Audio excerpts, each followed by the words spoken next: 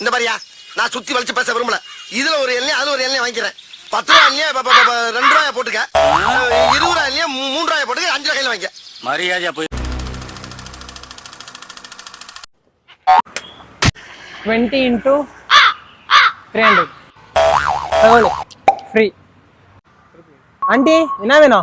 So basically today I'll be learning this job and ஒரு மனுஷன் எதையாவது பண்ணி முன்னுக்கு வரலாம்னு பார்த்தா கால் வைக்கிற இடமெல்லாம் கண்ணி விடி வைக்கிறாங்களே. that's it. நான் கத்து கொடுங்க. எப்படின்னா எப்படியா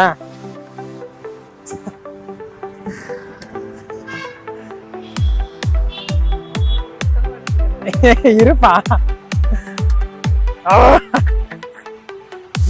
வருமே பயமாகுதுல.